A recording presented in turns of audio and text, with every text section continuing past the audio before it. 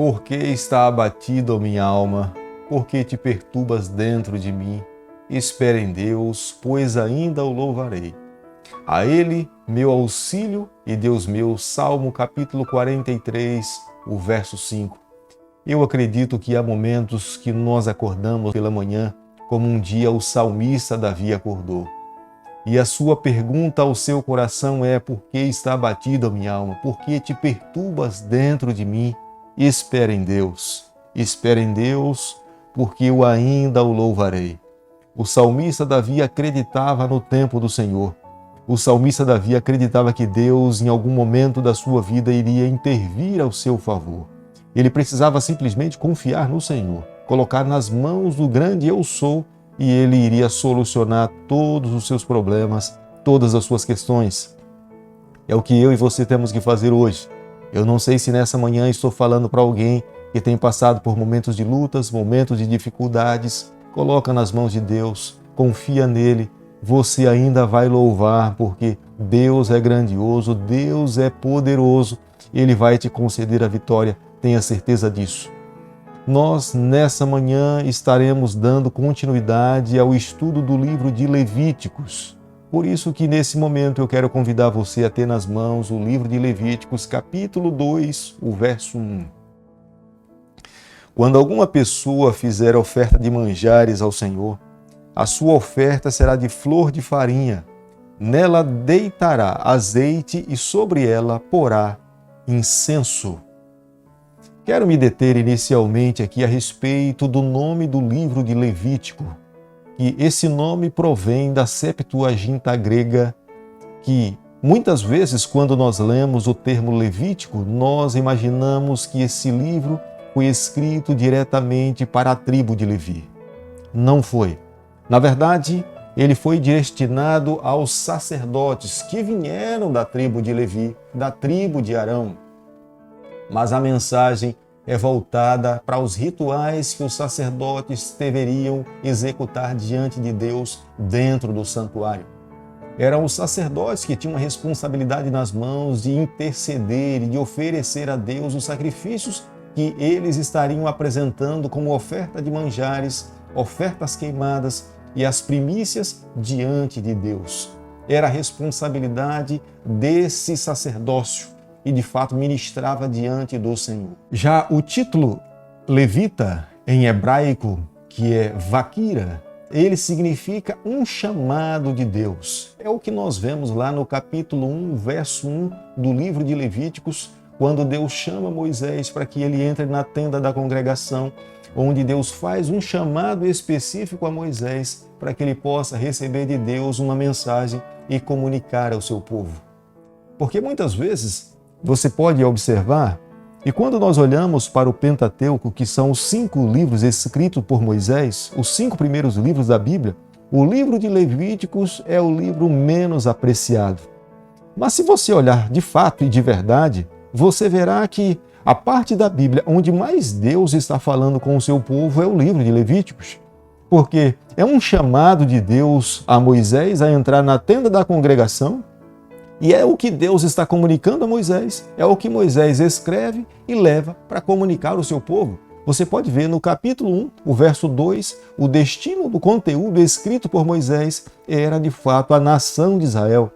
Embora fosse para os sacerdotes, mas os sacerdotes estariam ministrando diante de Deus, e era o sacerdote que deveria orientar a nação de Israel. Era o sacerdote que deveria comunicar à nação de Israel as verdades que Deus queria que o seu povo pudesse aprender, como que eles deveriam viver para serem abençoados e protegidos pelo Senhor. Logo no início nós podemos aprender que nem todas as ofertas eram de animais, com derramamento de sangue.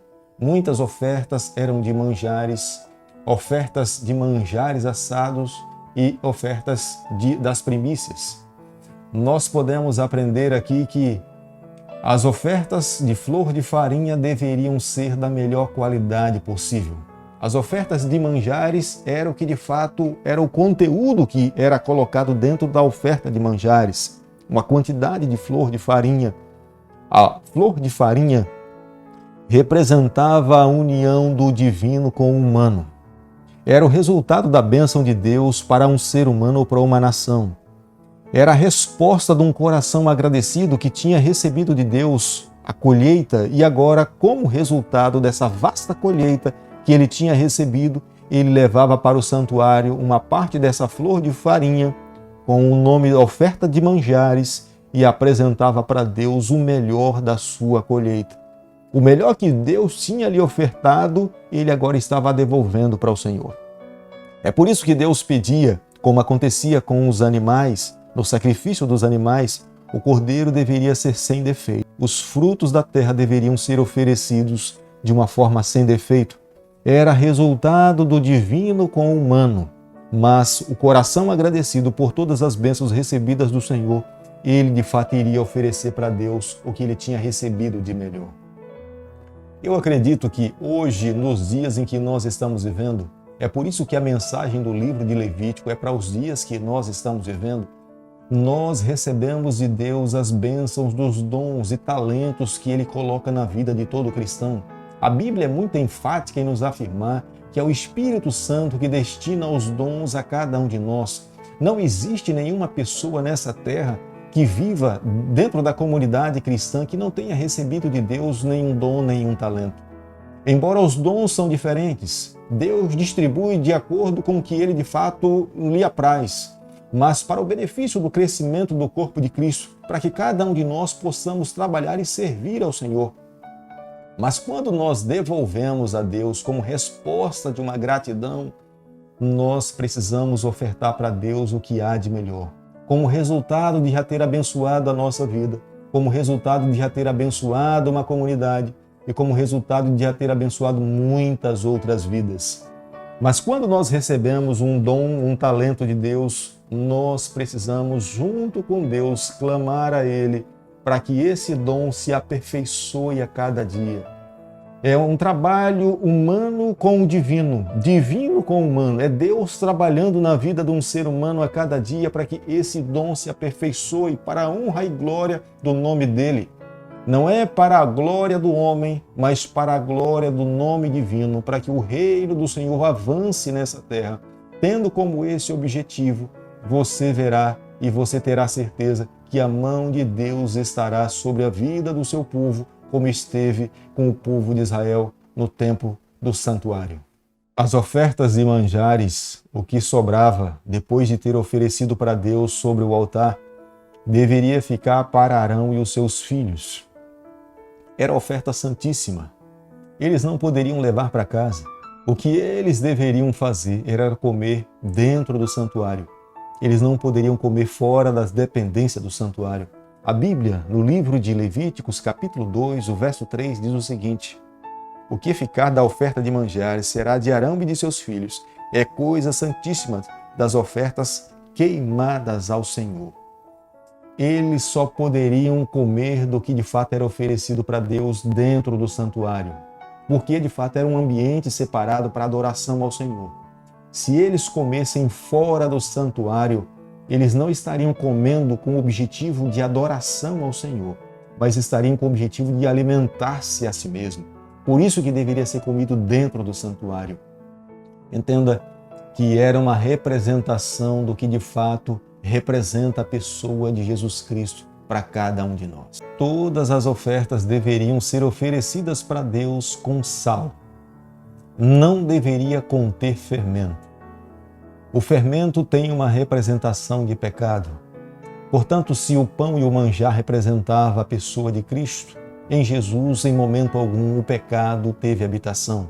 Portanto, não deveria conter fermento, mas deveria conter sal em todas elas.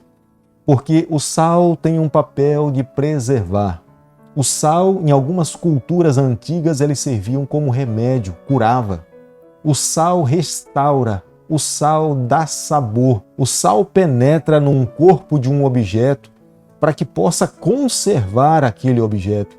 E é o que de fato o nosso Salvador Jesus Cristo faz em nossa vida. Quando nós nos colocamos nas mãos de Deus e permitimos que Ele atue em nossa vida, o efeito do Senhor se assemelha ao trabalho do sal na vida de um objeto. É por isso que quando o sacerdote apresentava diante de Deus a oferta de manjares, não deveria faltar o sal. Na oferta de manjares, o grão deveria ser moído, triturado. Representava o que Jesus Cristo fez por nós na cruz do Calvário. Foi humilhado, foi rejeitado, foi açoitado para que nós pudéssemos receber a salvação.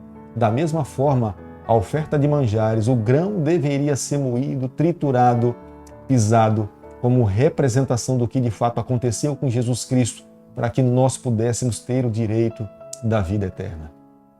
O azeite é o símbolo do Espírito Santo. Não deveria faltar o azeite nas ofertas de manjares. Era uma representação do que de fato o Espírito Santo deveria fazer na vida dos seres humanos. Eu quero chamar a tua atenção nessa manhã. Às vezes a nossa atenção se volta quando nós falamos do Espírito Santo apenas para o Novo Testamento, o que aconteceu na Igreja Apostólica no livro de Atos. Mas nós podemos ver já no Antigo Testamento a palavra de Deus referindo-se ao Espírito Santo como um ser presente, como um Deus divino, como um Deus que estava disposto a contribuir para a salvação dos seres humanos.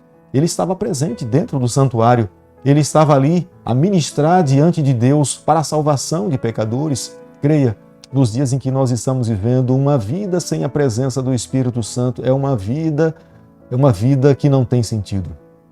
A vida do cristão só de fato encontra sentido quando ele recebe e tem o Espírito Santo na sua vida. Por isso que nós precisamos a cada dia abrir as portas do nosso coração, porque o templo que Deus hoje quer habitar é o nosso coração, é a nossa vida. Não quero dizer a você que ele não faça morada nos templos físicos construídos que são as igrejas. Ele faz morada assim ali, mas ele hoje quer conduzir a nossa vida através do santuário do nosso coração, da nossa vida. Se nós a cada dia permitirmos que ele habite no nosso coração, a cada dia o nosso eu será destruído e mais de Cristo irá realmente ressaltar nas nossas ações. Não existe uma entrega dividida. Toda entrega tem que ser completa. Por isso que nessa manhã quero terminar aqui de estudar o capítulo 2 do livro de Levíticos, pedindo a Deus que nesse momento eu e você decidamos a cada dia fazermos e entregarmos a nossa vida por completo nas mãos do Senhor, pedindo a Ele que inunde o nosso coração e a cada dia nós possamos viver uma vida vitoriosa no Senhor. Querido Pai, nas Tuas mãos nessa manhã nós nos colocamos, abrimos o nosso coração, nos colocamos a nossa vida nas Tuas mãos. Fica conosco no decorrer desse dia, nos abençoe, nos guarde, nos conceda a vitória. Nós oramos em nome de Jesus. Que o Senhor te abençoe e te guarde. Que Ele faça resplandecer o seu rosto sobre você. Que Ele tenha misericórdia de você. E sobre você, nessa manhã, Ele levante o seu rosto e conceda a sua paz em nome de Jesus.